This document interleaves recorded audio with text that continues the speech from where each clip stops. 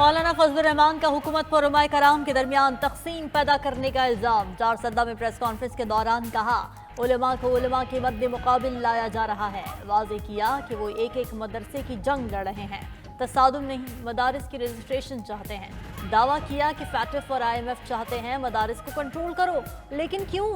क्योंकि ये अमरीका और मगरिब की ख्वाहिश है। आलमी इदारों से मुआहिदा और शराइत कौम के सामने रखने का मुतालबा भी कर दिया। मौलाना फजलुर रहमान ने मदारिस बिल पर हुकूमत से किसी भी किस्म के मुज़ाकरात से भी इनकार कर दिया। कहा, कोई तरमीम कबूल नहीं। सदर आज़म अली ज़रदारी पर भी तनकीद। कहा, बिलों पर दस्तखत कर सकते हैं तो मदारिस के बिल पर क्यों नहीं करते? हुकूमत को तलकीन की कि कानूनी बात कर रहे हैं, सियासी अखाड़ा न बनाएं।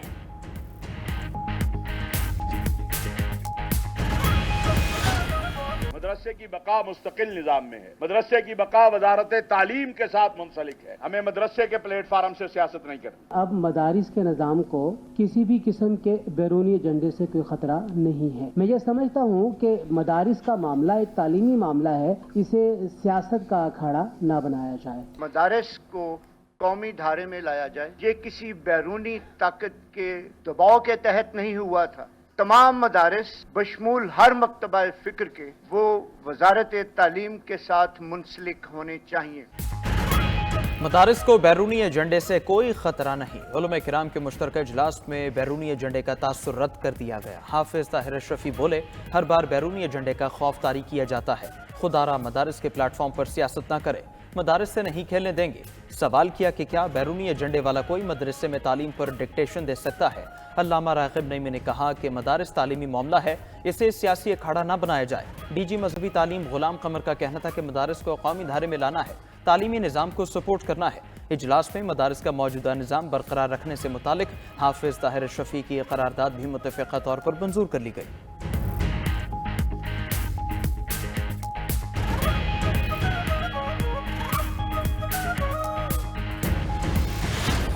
का मकसद ये था कि मदारिस को कौमी धारे में लाया जाए और कौमी धारे में लाकर जो मुख्तलिफ मनफी चीजें मदारिस के साथ अटैच हो जाती हैं उसको खत्म किया जाए।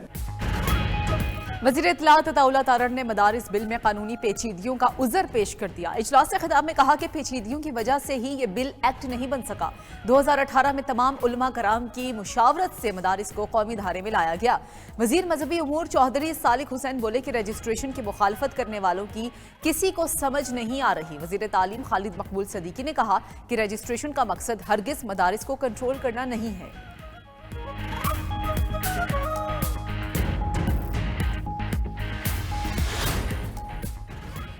PTI मदारिस के मुआहिदे पर कायम है। बैरिस्टर गौहर ने 2019 में होने वाले रजिस्ट्रेशन मुआहिदे को दुरुस्त करार दे दिया। कहा, आज भी कहते हैं मदारिस की रजिस्ट्रेशन होनी चाहिए, इससे कानून मुखालिफ सरगर्मियां रुक जाएंगी।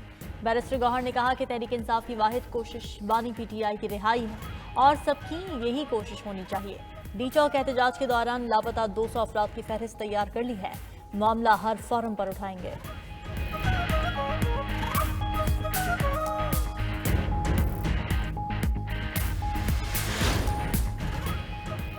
वज़ीर दाखिला मोहसिन नकवी की मदारिस से मुतालिक मुस्बत किरदार की यकीन दहानी। लाहौर में जामिया अशरफिया के दौरे के दौरान वफाकुल मदारिस के सरपरस्ती आला मौलाना फजल रहीम अशरफी और दीगर अकाबरीन से मुलाकात।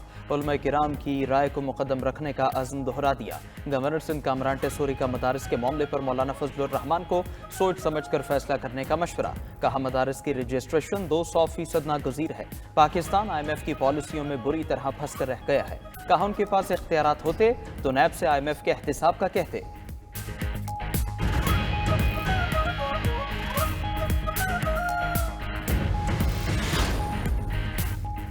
फौजी अदालतों में सिविलियंस का ट्रायल समात। फौजी अदालतों को केसेस का फैसला सुनाने की हुकूमती इस्तदा। आईनी बेंच ने दरखास्त मुस्तरद कर दी। फौजी अदालतों में सिविलियंस का ट्रायल समात मौखर करने की दरखास्त भी खारिज। सुप्रीम कोर्ट के आईनी बेंच ने साबिक chief justice Jawad S Khawaja को 20,000 रुपए जुर्माना कर दिया। दरखास्त गुजार ने 26वीं आईनी तरमीम के फैसले तक फौजी अदालतों के केस की समात मौखर करने की इस्तदा की थी। अदालत ने दरखास्त गुजार वकील से पूछा, क्या आप आईनी बेंच को तस्लीम करते हैं? इस पर वकील जवाद S ख्वाजा ने कहा, वो अदालत के दायरा इख्तियार को तस्लीम नहीं करते। जस्टिस जमाल मंदुखेल ने कहा कि अगर अदालत का दायरा इख्तियार तस्लीम नहीं करते तो यहां से चले जाएं। जो भी बेंच बन रहे हैं नई तरमीम के तहत ही बन रहे हैं। अदालत ने हसन न्याजी के वालिद हफीजुल्लाह न्याजी को रोस्ट्रम पर बुला लिया। जस्टिस मोहम्मद अली मजहर ने पूछा, आपका बेटा जेल में है, क्या आप मुकदमा चलाना चाहते हैं? हफीजुल्लाह न्याजी ने जवाब दिया कि बिल्कुल केस चलाना चाहता हूं। जस्टिस मोहम्मद अली मजहर ने रिमार्क्स दिए कि हर समात पर ऐसी कोई ना कोई दरखास्त आ जाती है। जस्टिस मुसर्रत हिलाली ने कहा, जो लोग जेलों में पड़े हैं उनका सोचे, आपका तो इस केस में हक़ दावा नहीं बनता।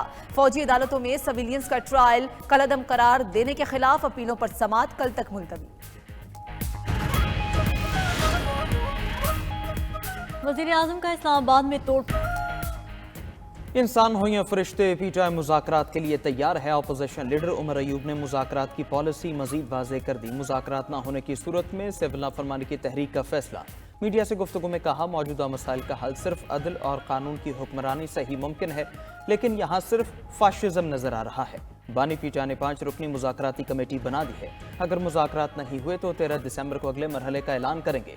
शिबली फराज बोले, जाली हुकूमत जाली केसेस में मसरूफ रखना चाहते हैं। पाकिस्तान किसी खास तबके की मिल्कियत नहीं। वज़ीर आला अली यमीन गंडापुर का बानी पीटीआई को खैबर पख्तूनख्वा मुंतकिल करने का मुतालबा। कहा, सिविल नाफरमानी की तहरीक अभी फाइनल नहीं हुई। बानी पीटीआई से मुलाकात के बाद चीजें फाइनल होंगी।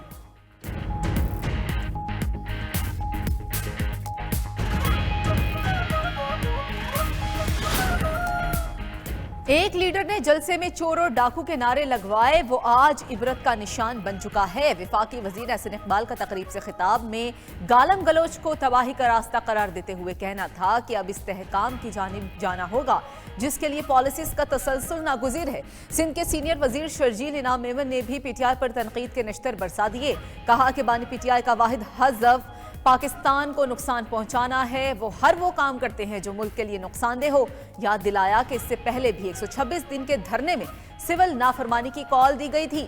बिजली के बिल फाड़े गए। बानी पीटीआई गैर मुल्की एजेंडे पर चल रहे हैं। हुकूमत बानी पीटीआई के खिलाफ कानूनी कार्रवाई के लिए तैयार। एफआईए साइबर क्राइम विंग की इंक्वायरी मुकम्मल। बगावत पर उकसाने के इल्जाम के तहत खुसूसी शिकायत पर कार्रवाई की जाएगी। काबीना से मंजूरी के बाद दहशतगर्दी का मुकदमा चलाया जाएगा। वजारत दाखिला को वफाकी काबीना के लिए समरी तैयार करने का टास्क सौंप दिया गया।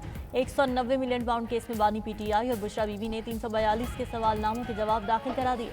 बानी पीटीआई ने गवाह पेश करने से मुताल्लिक अदालत को आगाह कर दिया। बुशरा बीबी ने अदालत को बताया कि वो कोई गवाह पेश नहीं करना चाहती। तोशाखाना 2 केस में बानी पीटीआई और बुशरा बीबी पर फर्द जुर्म आयद न हो सकी। वारंट गिरफ्तारी मनसूख कर दिए गए। मुल्जिमान की इस्तदा पर एफआईए की रिपोर्ट की नकूल फराहम कर दी गई।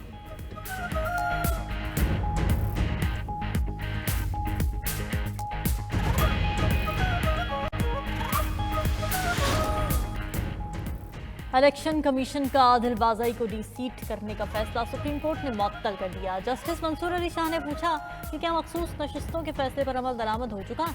जस्टिस अकील अब्बासी ने रिमार्क्स दिए कि अब तो कहा जा रहा है तरमीम आ चुकी। जस्टिस आयशा मलिक ने इस्तफसार किया कि क्या आदिल बाज़ाई मखसूस नशिस्तों वाले 81 मेंबरान की फहरिस्त का हिस्सा थे।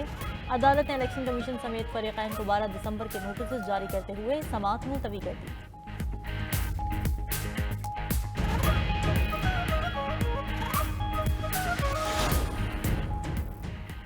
एफआईए ने करप्शन का बाजार गर्म किया हुआ है। 1 साल 4 माह से एक शख्स लापता है, कुछ नहीं हो रहा। कौमी असम्बली की कायमा कमेटी दाखिला के इजलास में चेयरमैन कमेटी राजा खुरम नवाज का इजहार बरहमी। मेंबर कमेटी ने कहा, एफआईए की दुकान सुबह खुलकर शाम को बंद कर दी जाती है। हनीफ अब्बासी बोले, एक दरखास्त दी, 2 माह तक कोई जवाब नहीं आया। एफआईए वालों को बुलाया ही ना करें। चेयरमैन कमेटी ने कहा, एफआईए डायरेक्टर्स लोगों को ब्लैकमेल कर रहे हैं। क्या वजारत दाखिला के पास कोई इख्तियार है कि वो डीजी से पूछ सके। कमेटी ने लापता शख्स की फौरी बाजियाबी का हुक्म दे दिया।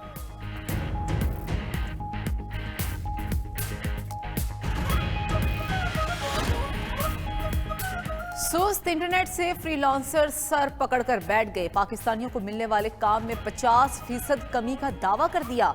फ्रीलांसर्स का कहना है कि बर वक्त असाइनमेंट ना देने से कई फ्रीलांसर्स की प्रोफाइल्स बंद हो चुकी हैं। इंटरनेट की सुस्त रफ्तारी से डिजिटल मार्केटिंग भी मुतासिर हुई। फ्रीलांसर्स के क्लाइंट बांग्लादेश भारत मुंतकिल होने का खदशा। लाहौर में इंटरनेट की सुस्त रफ्तारी ने ऑनलाइन राइडर्स का भी कारोबार तबाह कर दिया। पाकिस्तान पर जागीरदारों, सरमाएदारों और मखसूस टोले का कब्जा है। अमीर जमात इस्लामी हाफिज नईमुर रहमान पुरान सियासी जद्दोजहद को निजात का रास्ता करार दे चुके, कहा बंदूक के जरिए से ख्यालात को काबू नहीं किया जा सकता। पाकिस्तान में आईन और कानून की बालादस्ती होनी चाहिए। सियासी लोग बुरे साबित हुए तो इनको पालने वाले भी वही लोग हैं। पीपल्स पार्टी पर भी तनकीद की, कहा यह जमात फस्तायत के साथ सिंध में हुकूमत कर रही है।